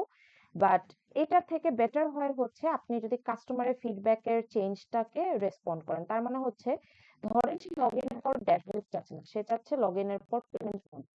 তাহলে আমি কি করবো, আমি কাস্টমারকে হচ্ছে প্রাধান্য দিব। আমি আমার লজিক্যালি মনে হয় লগ ইনের পর ড্যাশবোর্ড আসা উচিত, বাট কাস্টমারের সেটা নাও মনে হতে পারে। সো আমি কি করবো, আমি লগ ইনে কাজ করবো, তারপর আমি পেমেন্টে যাব, এরপর আমি ড্যাশবোর্ড যদি সে বলে, সো আমরা হচ্ছে প্রপারলি কমিউনিকেট করে ড্যাশবোর্ডে যাব। সো এগুলো জাস্ট মনে রাখেন, এগুলো খুবই ইনটুইটিভ জিনিস। আমি যদি আপনাদের সাথে এগুলো ডিসকাসও না করি, বাট স্টিল আপনারা বুঝেন যে এগুলো অ্যাকচুয়ালি কিসের উপর প্রায়োরিটি গুলো দিতে বলতেছে। এরপরও আরো এদের ম্যানিফেস্টো আছে যে এখানে আরো কি কি জিনিস আমরা রুলস এন্ড রেগুলেশনস ফলো করি, ওগুলো আপনারা দেখে নিতে পারেন। But these are the 4 things which is mostly use in industry environment আর কি। আচ্ছা, এরপরে অ্যাজাইল মেথোডোলজিস আছে। তো এই যে আমি যে অ্যাজাইল ফলো করি বলি, ফলো করি কিভাবে, আমি তো এখন যা থিওরি বলতেছি যে হ্যাঁ এটা একটা প্র্যাকটিস, হ্যাঁ এখানে ইনক্রিমেন্টাল আইটারেটিভ প্রসেস হয়, হ্যাঁ এখানে আমরা ইন্ডিভিজুয়ালের হচ্ছে ইন্টারাকশনটাকে বেশি প্রাধান্য দিই, but how do we ensure it, আমরা করি কিভাবে, আমরা তো কোড করি, আমরা তো হাই লেভেল ডিজাইন বানাই। সো আমরা এটা কিভাবে করি, আমরা করি হচ্ছে কিছু মেথোডোলজি আছে আমাদের, যে মেথোডোলজি গুলো ফলো করলে আমাদের হচ্ছে অ্যাজাইলের মানে আপনার মেথোডোলজির আন্ডারে পড়বে আর কি। সো অ্যাজাইল মেথোডোলজিতে 3টা জিনিস পড়ে। আমাদের টাইমে এক্সপি ছিল, এক্সট্রিম প্রোগ্রামিং কে এক্সপি বলে। অ্যাজাইল ইউনিফাইড প্রসেসর ছিল, যেটাকে শর্টে AUP বলে। আর হচ্ছে স্ক্রাম ছিল। স্ক্রাম নিয়ে দেখবেন আপনারা অনেক ইন্টারেস্টেড হয়ে যাবেন, অনেকে স্ক্রাম মাস্টার হওয়ারও ইচ্ছা হয়ে যায় এখান থেকে। হোপফুলি ওই ইন্টারেস্টটা আপনাদের বিল্ড আপ করতে পারবো। সো এই যে 3টা হচ্ছে আমাদের অ্যাজাইল মেথোডোলজি থাকে, এর মধ্যে আপনাদের কেসে যেটা হয়েছে AUP-টাকে বাদ দেওয়া হয়েছে। সো অ্যাজাইল ইউনিফাইড প্রসেস যেটা আছে ওইটা নাই আর কি। ঠিক আছে? সো আমি এটা থেকে টিকটা সরাই দিই। আপনাদের আছে হচ্ছে XP এক্সট্রিম প্রোগ্রামিং, আর আছে হচ্ছে স্ক্রাম। সো আজকে আমরা XP পর্যন্তই পড়বো। XP পর্যন্ত পড়ার পরে স্ক্রামটা আমি আজকে শুরু করতে পারতাম, বাট স্ক্রামটা আমার কাছে মনে হয় যে অফলাইন ক্লাসে আপনাদের যদি একটু শুরু করি তাহলে হচ্ছে আপনাদের একটু বেটার হয় আর কি। আচ্ছা, এক্সপি কি বা এক্সট্রিম প্রোগ্রামিংটা কি? এক্সট্রিম প্রোগ্রামিং নাম শুনে হচ্ছে মনে হতে পারে যে অনেক বেশি প্রোগ্রামিং করতেছি। হ্যাঁ, রাইট, এটাই অ্যাকচুয়ালি জিনিসটা, মানে নামের নাম যা তাই আসলে মিন করে। এখন এক্সট্রিম প্রোগ্রামিং এর মানে থ্রেশহোল্ডটা কি? এখন এক্সট্রিম প্রোগ্রামিংটা মনে হতে পারে 48 ঘন্টা ধরে হ্যাকাথনে আমি পার্টিসিপেট করতেছি, এরকম কি? নাকি হচ্ছে এক্সট্রিম প্রোগ্রামিং হচ্ছে 5-6 ঘন্টা ধরে কোড করতেছি, এটা। সো আমরা সফটওয়্যার ইঞ্জিনিয়ারিং এর পার্সপেক্টিভে এক্সট্রিম প্রোগ্রামিং এক্সপি যেটাকে বলি, সেটা হচ্ছে বেসিকলি যে প্রোটোটাইপ, আমরা বলি না যে আমরা প্রোটোটাইপ ডেলিভারি দিব, লগইন মডিউল হয়ে গেলে আমরা আমাদের ফার্স্ট প্রোটোটাইপ ডেলিভারি দিব, ড্যাশবোর্ড হয়ে গেলে আমরা আমাদের সেকেন্ড প্রোটোটাইপ ডেলিভারি দিব।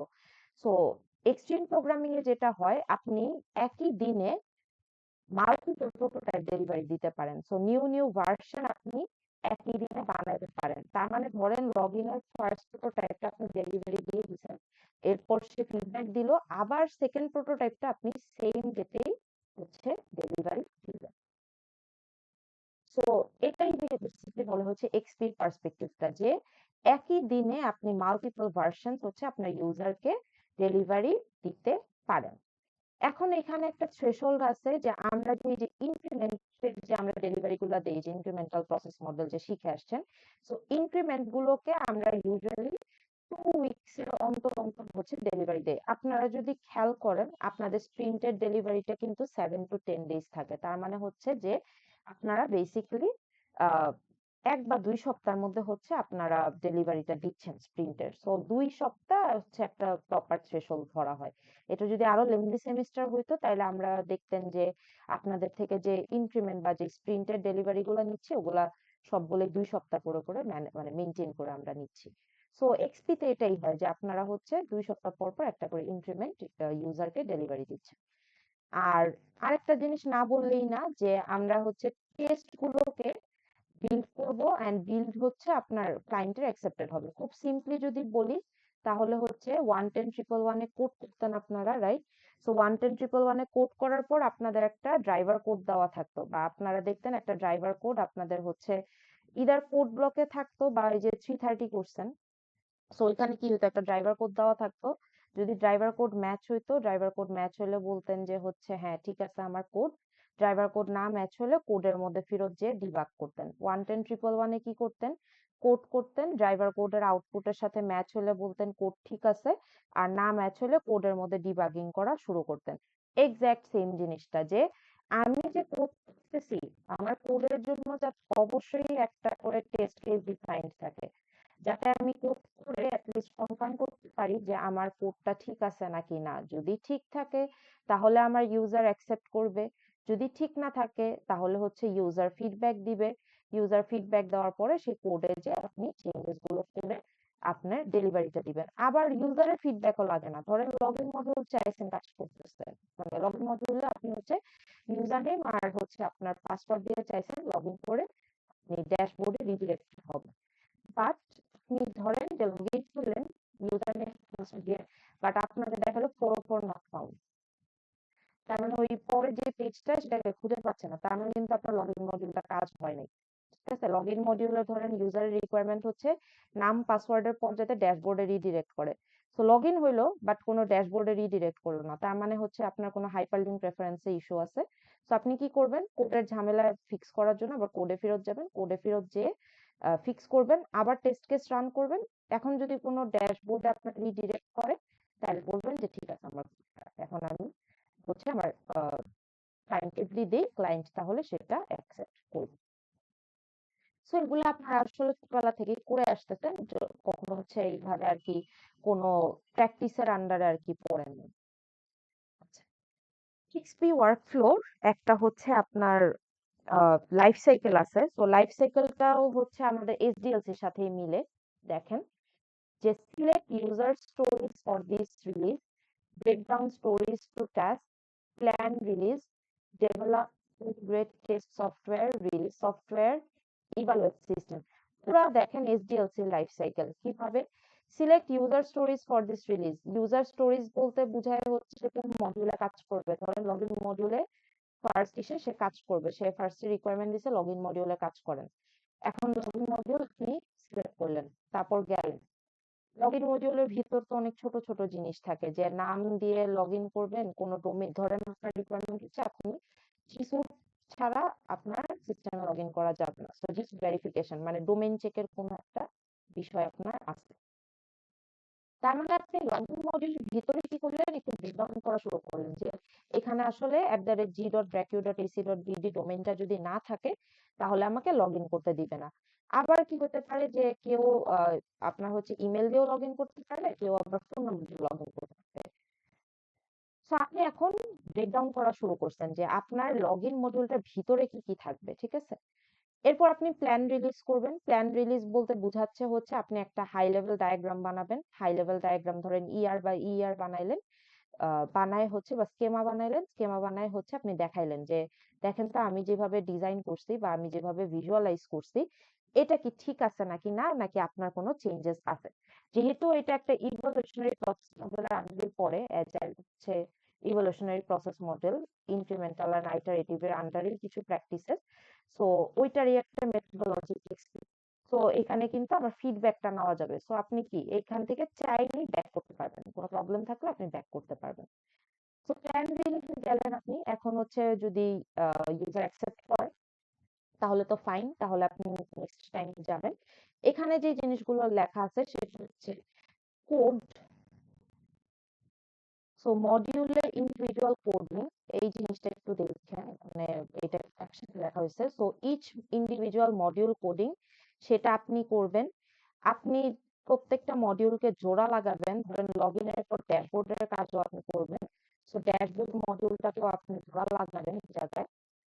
সো কোড মডিউলটা হয়ে গেল আপনার এই লগইন আর ড্যাশবোর্ডের জন্য। এরপর আপনি জোড়া লাগাবেন which is integrate।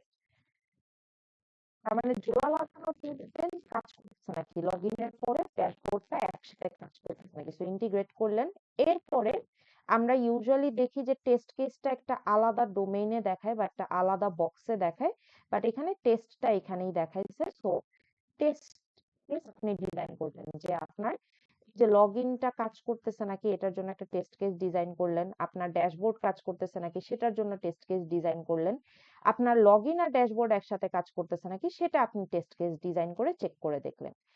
এরপর আপনি সফটওয়্যারটা আপনার ইউজারের জন্য অ্যাভেলেবল বানাই দিলেন যে নেন আমার সফটওয়্যারের কাজ ডান, আপনি এখন ইউজ করে দেখেন যে আপনার প্রপার লাগতেছে নাকি না, ফিডব্যাক থাকলে আপনি দেন।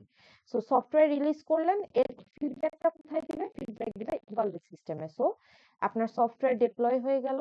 আমি ধরেন আপনার হচ্ছে স্টেক হোল্ডার, সো আমি এখন সিস্টেমটাকে ইভালুয়েট করে দেখতেছি। ইভালুয়েট করে দেখে আমার যদি কোনো ফিডব্যাক থাকে আমি কোথায় চলে যাব, আবার select use stories for this রিলিজে চলে যাব। সো ধরেন আমার লগইন ইস্যু মনে হচ্ছে, suppose dashboard works fine but লগইনটা আমার মনে হয়েছে প্রপার হয় নাই। সো আমি লগইনের ফিডব্যাক আপনাকে দিব। এর পাশাপাশি আপনি কি শুরু করবেন, ধরেন আপনাকে আমি বললাম যে আপনি একটু পেমেন্ট মডিউলটাতে কাজ করা কাইন্ডলি, সো আপনি পেমেন্টের কাজ করা স্টার্ট করে দিন। দেখেন সার্কুলার প্রসেসে কিন্তু এটা আগাচ্ছে। এরপরে এখানে এক্সপি প্রিন্সিপালস প্র্যাকটিসেস অনেক কিছু আছে। Luckily you guys don't have to memorise or remember all of them. আমরা আজকে যেটা পড়বো আমরা পেয়ার প্রোগ্রামিং নিয়ে পড়বো। নেক্সট ক্লাসে হচ্ছে আপনারা রিফ্যাক্টরিং নিয়ে পড়বেন। আর আজকে হচ্ছে পেয়ার প্রোগ্রামিং এর পাশাপাশি আপনাদেরকে আমি টেস্ট ফার্স্ট ডেভেলপমেন্ট টিএফডিও বলে, টিএফডি এর আরেকটা ভার্সন আছে টিডিডি, এটাও দেখতে পারেন। আপনার টিডিডি হচ্ছে আগের ভার্সন, ওটা কি আপডেট করে হচ্ছে আপনার টিএফডি আনা হয়েছে। আগে সিলেবাসে টিডিডি টিএফডি দুটোই পড়ানো হতো, বাট আর এখন হচ্ছে জাস্ট টিএফডি টা দেখানো হয়। আর এখানে বাকি যে জিনিসগুলো এগুলো একটু জাস্ট আমি 2 মিনিটে একটু রিক্যাপ করে যাই। সো ইনক্রিমেন্টাল প্ল্যানিং কিছুই না, এই যে আমরা যে মডিউল ভাগ করে করে প্রত্যেকটা ইনক্রিমেন্টে ডেলিভারি দিব, এটাই হচ্ছে বেসিক্যালি ইনক্রিমেন্টাল প্ল্যানিং। যে ফার্স্ট ইনক্রিমেন্টে লগ ইন, সেকেন্ড ইনক্রিমেন্টে ড্যাশবোর্ড, থার্ড ইনক্রিমেন্টে পেমেন্ট। আর আমরা এই যে স্মল রিলিজেস দিচ্ছি, so আমরা যে প্রোটোটাইপ ডেলিভার করতেছি প্রত্যেকটা ইনক্রিমেন্টের পর এটা বেসিক্যালি বলবো স্মল রিলিজেস। আগে আমরা যখন মনোলিথিক সফটওয়্যার বা হচ্ছে আমরা ওয়াটারফল বা ভি মডেল নিয়ে কাজ করতাম, তখন আমাদের যেটা হইতো যে পুরা মডেল বানানোর ডান, লাস্টে যে সে হচ্ছে একটা পুরা ইন্টিগ্রেটেড সফটওয়্যারকে ইউজ করতো। তখন ফিডব্যাক দিলেও আসলে তখন আমার পক্ষে ফিডব্যাকটা নেওয়া পসিবল না। তো ওইটা অ্যাভয়েড করার জন্য এখন আমরা হচ্ছে এক একটা মডিউলে কাজ হয়ে গেলে ওইটা ডেলিভারিটা দিয়ে দিই বা প্রোটোটাইপটা প্রোভাইড করে দিই, যাতে আমার ইউজারটা সেটা ইউজ করতে পারে। এরপর সিম্পল ডিজাইন হচ্ছে বেসিকলি যে আপনারা যে হাই লেভেল ডায়াগ্রাম গুলো বানাচ্ছেন ইয়ার এগুলো বানায় যে আপনারা ফিডব্যাক চান, এটাই হচ্ছে বেসিকলি সিম্পল ডিজাইন। টিএফডি যেহেতু ডিসকাস করব, রিফ্যাক্টরিং যেহেতু ডিসকাস করব, পেয়ার প্রোগ্রামিং যেহেতু ডিসকাস করব, এই তিনটা আমি এখন আর ডিসকাস না করি, বাকিগুলা বলি। কালেকটিভ ওনারশিপ মানে হচ্ছে যে একটা সিস্টেম যখন আপনি ডেলিভার করতেছেন, তখন হচ্ছে বেসিকলি স্টেক হোল্ডারের যতটুক মতামত আপনি নিবেন, আপনার মতামতের যাতে ভ্যালুটা থাকে, ঠিক আছে? সো আমরা ইউজুয়ালি মনে করি যে আমরা অ্যাজাইল বা হচ্ছে এই এভলিউশনারি প্রসেস মডেলে মনে হয় ইউজারই সব, আমার মনে হয় কোনো ফিডব্যাক বা অপিনিয়ন থাকবে না। এরকম যাতে না হয়, আপনি আর উনি কিন্তু দুইজনই আসলে প্রজেক্টটাকে ইকুয়ালি ওন করতেছেন। সো উনার ফিডব্যাক নেওয়ার পাশাপাশি আপনার যে টেকনিক্যাল নলেজ আছে সেটা আপনি ডেলিভার করে যাতে তাকে আরেকটু বেটার গাইড করতে পারেন, কারণ তার এই আইডিয়াটা ওইটা অ্যাকচুয়ালি ইমপ্লিমেন্ট করতে গেলে প্রবলেমও কিন্তু হইতে পারে। তো আপনি আপনার নলেজটাও তাকে দিয়ে একটা প্রপার সফটওয়্যার ডেলিভারি এনশিওর করবেন। কন্টিনিউয়াস ইন্টিগ্রেশন মানে হচ্ছে এই যে আমরা যে রিপিটেডলি চেঞ্জ করতেছি, যে লগইন মডিউলের উপরই কাজ করতেছি, তারপর হচ্ছে ড্যাশবোর্ডের উপরই আমরা পারফেকশন পর্যন্ত কাজ করতেছি, তারপরে যে প্রত্যেকটা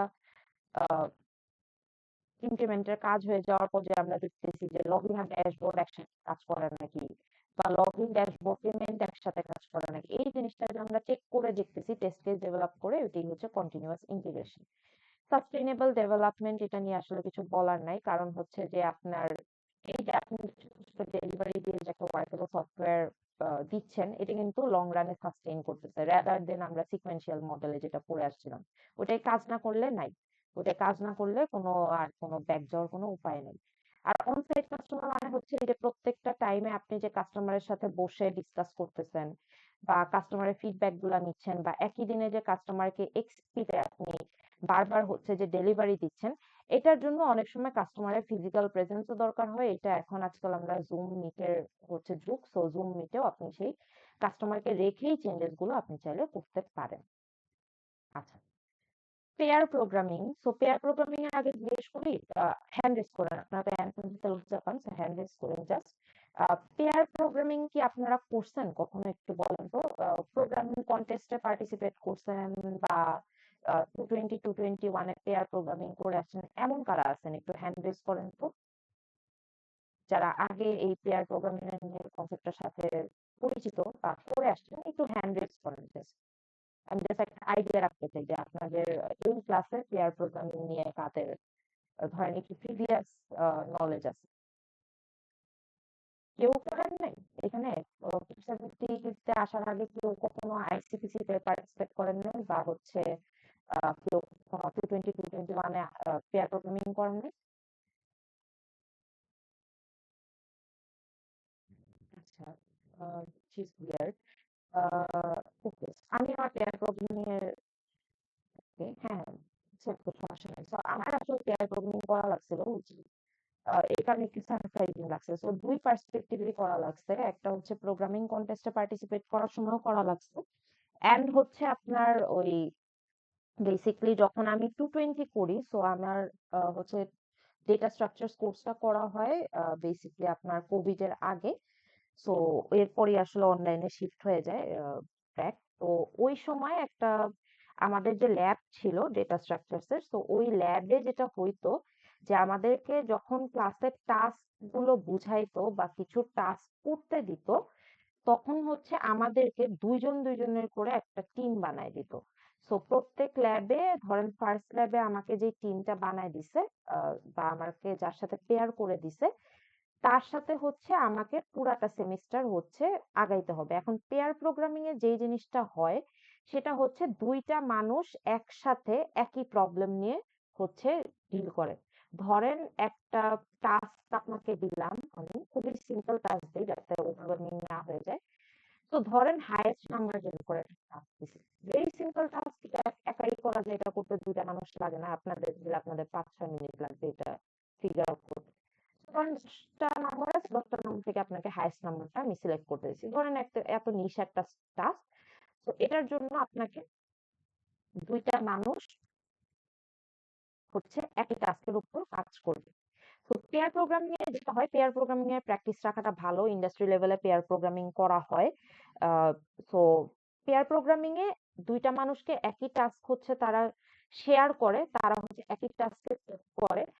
তার মানে এই না যে দুজনে কিবোর্ডে একসাথে হাত দিয়ে কোড করতে থাকে, এটা তো আসলে কোনো ফ্রুটফুল আউটকাম আসবে না।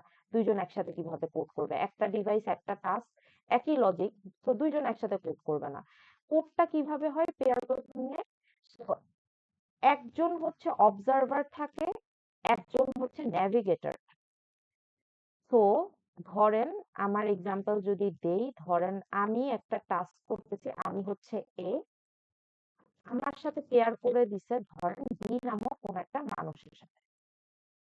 তো আমরা এই হাইয়েস্ট নাম্বারের টাস্কটা পেলাম। এই হাইয়েস্ট নাম্বারের টাস্কটা পাওয়ার পরে আমরা আমাদের মধ্যে ডিসকাস করলাম কোড লজিকটা। তো আমরা তো আগেই কোড করা শুরু করি না, আগে তো আমরা লজিক ডেভেলপ করি। সো লজিক বের করলাম, লজিক বের করে এখন ডিসাইড করলাম যে না, এখন আমরা কোডিং এ শিফট করতে পারি। সো ধরেন আমি কোড করা স্টার্ট করলাম, আমি বললাম যে আচ্ছা আমি কোড করা স্টার্ট করি। আমি কোড করা স্টার্ট করলে এখন বি কি বসে থাকবে? না, বি কি করবে, বি আমার কোড করাটা দেখবে, সে ওভারসি করবে যে আমি কোডটা ঠিক মতো করতেছি নাকি না। আমি তো কোড করতে গিয়ে ভুলভাল কোড করতেই পারি, এটা তো খুবই ন্যাচারাল, রাইট? সো বি হচ্ছে কি করবে, আমি যখন কোড করব বি হচ্ছে তাকায় তাকায় দেখবে যে আমি কি করতেছি, অ্যাকচুয়ালি আমার কোডটা কি আদৌ ঠিক আছে নাকি না। একটু কি হলো, ধরেন আমি কোডিং করতে করতে টায়ার্ড বা আমার আর লজিক মাথা কাজ করতেছে না, আমি এখন হচ্ছে আর কোড করব না, এখন হচ্ছে বলবো যে ভাই আমার তখন কোড করছি না, তুমি কোড করো। তো বি এখন কোডিং এ চলে যাবে আর আমি হচ্ছে ওভারসি করব। সো এই যে অবজারভার আর ন্যাভিগেটরের যে রোলটা, যে কোড করে আর যে হ্যান্ডস অন কাজটা করতেছে তাকে আমি বলি হচ্ছে ন্যাভিগেটর। আর যে কোডটা দেখতেছে বা যে কোডটা আসলে প্রপারলি হচ্ছে নাকি এটা এনশিওর করতেছে, সে হচ্ছে আপনার অবজারভার। সে অবজার্ভ করতেছে যে আমার কোডটা ঠিক আছে নাকি। সো এই যে এটা করলে কি লাভ হয়, ধরেন আপনি একা একটা টাস্ক করতে বসেন, কেন আমরা গ্রুপ ওয়ার্ক এনকারেজ করি, আপনি একা একটা টাস্ক করতে বসছেন, আপনি কোনো একটা ঝামেলায় পড়লেন, আপনার কিন্তু নিজেরই মাথা নষ্ট করে ওই ঝামেলার সলিউশন বের করতে হবে। বাট ধরেন আপনার কেউ একজন আছে গ্রুপ মেম্বার যার উপর আপনি রিলাই করতে পারবেন, ধরেন আপনি কোড টোড করলেন, বুঝতেছেন না কি সমস্যা হচ্ছে, আপনি তাকে কোডটা পাঠায় দেন, সে দেখলো কি প্রবলেম, সে দেখে কিন্তু চাইলে বের করে ফেলতে পারে, যে বললো যে আচ্ছা তোমার এই জায়গাটায় প্রবলেম, এটা একটু ফিক্স করো, ফিক্স করে আপনাকে সলিউশন দিল। এটাতে কি হইলো, আপনারও টাইম সেভ হইলো, রাইট? আপনি একটা বেটার কোড, যেটার ধরেন সলিউশন আপনি একা বেরই করতে পারতেন না, সেখানে আপনি আরেকটা মানুষের ইনভলভমেন্টের কারণে কোডের সলিউশনটা বের করে আনলেন। তার মানে কোড আপনার হচ্ছে বেসিক্যালি বেটার কোডের পাশাপাশি আপনি কিন্তু খুব কম টাইমের জিনিসটা যদিও লেখা নেই, টাইম তো ইম্পর্টেন্ট, কম টাইমে বেটার প্রডিউস করতে পারতেছেন। এই কম টাইমের কারণে আপনার বিজনেস কস্টটা কমে আসতেছে। সো ইন্ডাস্ট্রিতে পেয়ার প্রোগ্রামিং এর কনসেপ্টটা আসে হচ্ছে একটু ডিফারেন্ট পার্সপেক্টিভে। ধরেন আমরা সেম টিমে কাজ করি, আমাকে লগ ইন মডিউলের কাজ দিছে, আরেকজনকে ড্যাশবোর্ড মডিউলের কাজ দিছে। তো পেয়ার প্রোগ্রামিংটা কখন হয় হচ্ছে বেসিকলি আমি লগ ইন আর তার ড্যাশবোর্ড যখন ইন্টিগ্রেট করতে যাব, তখন আমার বোঝা লাগবে তার লগ ইনটা কিভাবে কাজ হয়েছে, আমার বোঝা লাগবে তার ড্যাশবোর্ডটা কিভাবে, মানে তার বোঝা লাগবে আমার ড্যাশবোর্ডটা কিভাবে কাজ হয়েছে।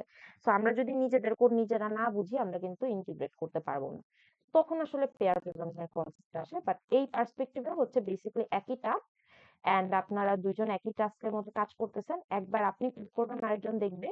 এরপর আপনি রোল সুইচ করবেন, সে কোড করবে, আর হচ্ছে আপনি অবজারভারের রোলে চলে যাবেন। সো থার্ডটা হচ্ছে বেসিক্যালি এখানে সাপোর্টের বিষয়টা আসে, সো লার্নিংটাও একটু বেটার হয়। এরপর আসি হচ্ছে টিএফডি তে। So test first development. এখন টেস্ট ফার্স্ট ডেভেলপমেন্টটা নিয়ে না আমরা আরেকটু ডিটেলসে যখন হচ্ছে আপনাদের ফাইনালের দিকে যাব তখন আরেকটু ডিটেলসে পড়বো, বাট এখন আমাদের জাস্ট অ্যাজাইলের আন্ডারে যতটুকু টিএফডির ব্যাপারে জানা দরকার সেটা আমরা জানবো। সো টিএফডি এই স্লাইডটা ভালো, ইটস নট খারাপ, বাট হচ্ছে আপনাদেরকে আমি সাজেস্ট করব টিএফডির ওল্ড স্লাইডে খুব সুন্দর ভিজুয়াল রিপ্রেজেন্টেশন দেওয়া আছে, যেটা আমার স্টুডেন্ট জন্য বেটার মনে হয়েছিল। ওইটা আপনারা চাইলে রেফার করতে পারেন আর কি, মানে যদি এখান থেকে আপনাদেরকে মনে হয় যে কনফিউশন, ওখানে একটা সুন্দর একটা অ্যানিমেশনের মতো দেওয়া আছে, ওইটা আপনারা দেখতে পারেন। আচ্ছা, টিএফডিটা কি? টেস্ট ফার্স্ট ডেভেলপমেন্ট হচ্ছে বেসিক্যালি আপনি এই যে কোড করার পাশাপাশি আপনি হচ্ছে প্রত্যেকটা কোডের জন্য একটা করে টেস্ট কেস হচ্ছে ডেভেলপ করে ফেলবেন।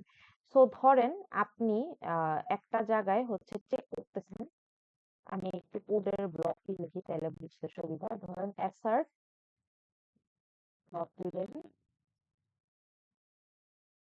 ইকুয়ালস, ধরেন রেজাল্ট আর হচ্ছে টেস্ট। খুবই সিম্পল একটা জিনিস নিয়ে বোঝাই, এটা ইনফ্যাক্ট কোড ব্লকও না, জাস্ট ধরেন ফাংশন বা এটার জন্য টেস্ট কেস ডেভেলপ করা যায় কিভাবে? এটা হচ্ছে কোডের ব্লকটা assert dot length equals result আর টেস্ট। তার মানে হচ্ছে আপনি চেক করে দেখতেছেন যে আপনার যে রেজাল্টটা, আপনার কোড করার পর যে রেজাল্টটা আসলো সেটা আর আপনার যে টেস্ট কেসটা ডিফাইন করা ছিল, মানে অ্যাকচুয়াল যে কোডের আউটপুটটা আসার কথা ছিল সেই দুইটা মিলতেছে নাকি। তার মানে টেস্ট যদি এ হয়, রেজাল্টও এ হওয়া উচিত। এই জিনিসটা আপনি চেক করতেছেন assert ডট লেন্থ ইকুয়ালস দিয়ে, ঠিক আছে? সো এখন এটার জন্য আপনার টেস্ট কেস কি হইতে পারে? টেস্ট কেস হইতে পারে যে আপনি এই মেথডটা ডিফাইন করার আগে আপনি এই যে টেস্টের মধ্যে যে এ থাকবে এটা আপনি ডিফাইন করে আসলেন। সো টেস্টের মধ্যে যদি আপনি এ ডিফাইন না করে আসেন তাহলে আপনি কিসের রেজাল্টের সাথে? তো এটা কি আমি একটা কোড ব্লকের জন্য বা একটা মেথডের জন্য আমি একটা টেস্ট কেস ডিফাইন করলাম, বা আমি যদি আরো সিম্পলি বুঝাই, এটা যদি কনফিউজিং লাগে তাহলে ধরেন আমরা মডিউলে ফেরত চলে যাই। সো আমরা অনেকক্ষণ ধরে তো লগইন করতেছি, আমরা এখন রেজিস্ট্রেশন নিয়ে একটু ডিসকাস করি। রেজিস্ট্রেশন হচ্ছে ধরেন আপনার ডিজাইন করতেছেন, সো রেজিস্ট্রেশন মডিউলটার জন্য যখন কোড করবেন তার টেস্ট কেস কি হতে পারে? তার টেস্ট কেস হচ্ছে যে আপনি যেই পাসওয়ার্ড দিয়েছেন, কনফার্ম পাসওয়ার্ডে যদি আপনি সেম পাসওয়ার্ডটা না দেন তাহলে আপনাকে রেজিস্টার করতে দিবেন। কারণ কি, পাসওয়ার্ড একটা দিলেন, আবার কনফার্ম পাসওয়ার্ড একটা দিলেন, তাহলে সেন্স মিট করলো না, তাহলে ডিফারেন্ট হয়ে গেল। তো দুইটা যাতে সেমই থাকে, এটাকে আমি একটা টেস্ট কেস ডিফাইন করে দিলাম যে পাসওয়ার্ড আর কনফার্ম পাসওয়ার্ডটা সেম থাকলেই আমি তাকে রেজিস্ট্রেশন করতে দিব, আদারওয়াইজ আমি রেজিস্ট্রেশন করতে দিব না। সো প্রত্যেকটা মডিউলের জন্য আমরা এইভাবে এক একটা কোড বা এক একটা মেথডের জন্য আমরা হচ্ছে এরকম টেস্ট কেস ডিফাইন করে রাখি। সো ইন্ডাস্ট্রিতে এইভাবে বসে বসে ম্যানুয়াল কোড লেখার, আমরা ম্যানুয়াল টেস্টিং ইউনিট টেস্টিং দুইটাই পড়বো। So this is more aligned with unit testing, একটু মাথায় more aligned with unit testing. And আপনারা 470 তে ইউনিট টেস্টিং এ করবেন, ম্যানুয়াল টেস্টিং ও করা যায়। ম্যানুয়াল টেস্টিং হচ্ছে বেসিক্যালি প্রত্যেকটা টেস্ট কেস হাতে হাতে লেখা, হাতে হাতে কোড করে লেখা। আর আপনার ইউনিট টেস্টিং বা এই যে টিএফডি তে আমরা যেটা করি, আমরা হচ্ছে অটোমেটেড কিছু টেস্ট লিখি। সো যারা কোয়ালিটি অ্যাসুরেন্স নিয়ে কাজ করে তারা ম্যানুয়াল টেস্টিং ও করে, তারা হচ্ছে কিছু অটোমেটেড টেস্ট কেস লেখা যায়, ঠিক আছে? কোডের মধ্যে দিলে কিছু অটোমেটেড টেস্ট কেস হচ্ছে জেনারেট করে দেয়। সেই অটোমেটেড টেস্ট কেস নিয়ে হচ্ছে আমরা মোস্টলি কাজ করি। যে রেজিস্ট্রেশনের জন্য পাসওয়ার্ড আর কনফার্ম পাসওয়ার্ড যে সেম হতে হবে এটা আমি ম্যানুয়ালি কোড করার জায়গায় আমি হচ্ছে অটোমেটেড টেস্ট কেস গুলো নিয়ে কাজ করব। এখানে আমরা একদম বেয়ার মিনিমাম কোড লিখি, আমরা এখানে খুব রিগোরাস কোডিং করি না, কারণ আমার জাস্ট এতটুকু জিনিস কনফার্ম হলেই হয়েছে। এর পাশাপাশি এখন আপনার হ্যাশিং হইলো কি হ্যাশিং হইলো না এই জিনিসগুলো আমরা এখানে চেক করি না, ঠিক আছে? এগুলোর জন্য আমাদের আলাদা কোড লজিক থাকে। সো জাস্ট বেয়ার মিনিমাম কোডটা হচ্ছে আমরা চেক করি। যদি ইউনিট টেস্টিং এ গ্রিন হয়, তো অ্যানিমেশনটা যে কারণে বলছি আপনাদেরকে, ইউনিট টেস্টিং যদি গ্রিন হয় তাহলে যদি হচ্ছে আমরা পাস, তার মানে টেস্টটা প্রপারলি ডিফাইন হয়েছে। ইউনিট টেস্টিং যদি রেড হয় তার মানে হচ্ছে ফেল, তার মানে আপনার ওই মডিউলের কাজটা ঠিকমতো হয় নাই। সো ইউনিট টেস্টিং এ আপনার এখানে ইউজারের ফিডব্যাকও আসতে পারে। ইউজার যদি বলে যে না এটা তো এইভাবে চাইনি, তাইলেও কিন্তু ইউনিট টেস্টিং ফেইলই, ঠিক আছে? তার মানে আপনি যে টেস্ট কেসটা ডিজাইন করছেন, আপনি প্রপার টেস্ট কেস ডিজাইন করতে পারেন নাই, আপনার ইউজারের রিকোয়ারমেন্ট ম্যাচ করতে পারেন নাই। সো এরপর এখন আমরা টিএফডি কেন ইউজ করি? টিএফডি ইউজ করি হচ্ছে বেসিক্যালি যাতে বেটার কোড কোয়ালিটি আমরা প্রডিউস করতে পারি আর এরর যাতে কমে আসে। এররটি আসলে মেইন ফোকাস, যে আমরা কোডের পর পর এত কষ্ট করে টেস্ট কেস গুলো দেখেই যাতে এরর কমায় আনতে পারি। এরর না কমাইতে পারলে কিন্তু টিএফডি ডিজাইন করে কোনো লাভ নাই। সো ফার্স্টে হচ্ছে আমরা হচ্ছে টেস্ট কেস গুলো লিখি, মানে কোডটা করি, এরপর হচ্ছে আমরা লেখা হচ্ছে স্টার্ট করি। তো এটা যদি আমি একটু ওয়ার্ক ফ্লোটা দেখাই।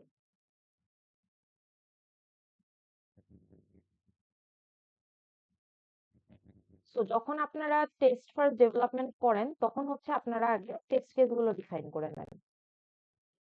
তো একটু ইউনিক অ্যাপ্রোচটা এটাই হয় অ্যাকচুয়ালি। আমরা আগে টেস্ট কেস ডিফাইন করি যে হচ্ছে আপনার টেস্ট কেস কি হতে পারে, যে পাসওয়ার্ড কনফার্ম পাসওয়ার্ড সেম হবে, এটা আমরা ডিফাইন করে নিই। তারপর আমি কোডিং এ যাবো, নট ভাইস ভার্সা, ঠিক আছে? তো আমরা আগে রিকোয়ারমেন্টের টেস্ট কেস গুলো ডিফাইন করে নিই যে পাসওয়ার্ড কনফার্ম পাসওয়ার্ড সেম হবে। তারপর হচ্ছে আপনার জিটু ডোমেইন ম্যাচ হইলে হচ্ছে আপনাকে লগ ইন করতে দিবে, না হলে করতে দিবে না। তারপর ধরেন যে আপনার 8 ক্যারেক্টার লেন্থের পাসওয়ার্ড হবে, সেটা হইলে আপনাকে লগ ইন করতে দিবে, না হলে করতে দিবে না। সো এইগুলা কিন্তু টেস্ট কেসেস, যে এই টেস্ট কেসেস গুলো পাস করলে আপনার কোডটা ঠিক আছে, এই টেস্ট কেসেস গুলো পাস না করলে আপনার কোডটা ঠিক নাই। So at first we define the test cases, then we go for rigorous coding. তো এই যে আগে আপনি ডিফাইন করলেন যে কি কি পাস করা লাগবে, এরপর আপনি কোড করবেন, কোড করার পর আপনি টেস্ট কেস গুলোকে রান দিয়ে দেখবেন যে হচ্ছে আচ্ছা ঠিক আছে, আমরা হচ্ছে এখন টেস্ট কেস গুলোকে ডিফাইন করতে পারতেছি। আমরাও যখন আপনাদের কোয়েশ্চেন ডিফাইন করি, আমরা কিন্তু আগে টেস্ট কেস ডিফাইন করি। সো 110 থেকে 221 এতদিন যখন কোড করে আসছেন, তখন আসলে যেটা হইতো, আমরা আগে আমরা সিনারিও চিন্তা করতাম, আমরা আগে আউটপুট ডিফাইন করতাম, এরপর আমরা হচ্ছে কোডিং এর পার্টে যেতাম। আমরা কিন্তু কখনো আগে কোড করে সিনারিও বানাই নাই, বা কোড করে কখনো আমরা রেজাল্ট বানাই নাই। আমরা আগে কোয়েশ্চেন বানাইতাম, আমরা আগে রেজাল্ট ডিফাইন করতাম, তারপর আমরা কোডে যেতাম। সো আপনারাও এই জিনিসটাই ফলো করবেন, যে আপনারা যখন স্প্রিন্টের কাজ শুরু করবেন, আপনারা আগে টেস্ট কেস গুলা ডিফাইন করবেন, যে আমার রেজিস্ট্রেশনে এই থাকবে, বা আমার রেজিস্ট্রেশনের সময় পাসওয়ার্ডে হ্যাশিং থাকবে, বা আমার রেজিস্ট্রেশনের সময় আস্কি ভ্যালু অ্যালাউ করবে কি করবে না, এগুলো আগে ডিফাইন করবেন। এরপর আপনি কোডে গেলেন, যে কোড করার সময় আপনি ওই জিনিসগুলোকে প্রপারলি কোড করে দেখলেন যে আপনার টেস্ট কেসের সাথে ম্যাচ হয় নাকি। সেগুলো হইলে আপনার ডান, আপনার হচ্ছে বেসিক্যালি টিএফডি ঠিক মতো ডিফাইন করছেন। এটা নিয়ে আমরা দেখবেন, এটা নিয়ে বেসিক্যালি আরেকটা স্লাইড আছে ইউনিট টেস্টিং রিলেটেড, যেটা আপনাদেরকে স্প্রিন্টেও করতে হবে, যেটা আপনাদেরকে ফাইনালে যেও করতে হবে। সো আজকে আর না যাই, ইটস অলরেডি 9:18। আমি যদি রিফ্যাক্টরিং বুঝাইও, it's gonna be a rushed discussion, so আমি এটা বাদই রাখি আজকের জন্য। সো নেক্সট ক্লাসে, যেহেতু offline class, I am hoping আমরা অফলাইন ক্লাসই পাবো। সো তখন হচ্ছে রিফ্যাক্টরিং আর হচ্ছে স্ক্রাম পর্যন্ত হচ্ছে আমরা ডিসকাস করবো। সো স্ক্রামে অনেক কিছু আছে, কারণ স্ক্রাম হচ্ছে আপনার বেসিকলি খুবই common industry practice, and scrum এমন কোনো কোম্পানি নাই যেখানে কোনো স্ক্রাম মাস্টার নাই, বা এরকম কোনো কিছু নেই, স্পেশাল বিদেশি কোম্পানিগুলোতে। তো যে গ্রিন স্টেশন এগুলোর যে নাম শুনেন, বা অন্য যে নাম শুনেন, এগুলোতে বেসিক্যালি এরকম স্ক্রামের কনসেপ্টটা কাজ করে। আচ্ছা, আজকে আপনারা কোয়েশ্চেন টোয়েশ্চেন খুব একটা করেন নাই, তো এখন যদি কোনো কোয়েশ্চেন থাকে করতে পারেন, আদারওয়াইজ আপনাদের ক্লাস শেষ। আমি রেকর্ডিংটা অফ করে দিই, তারপর আমি আপনাদের কোয়েশ্চেন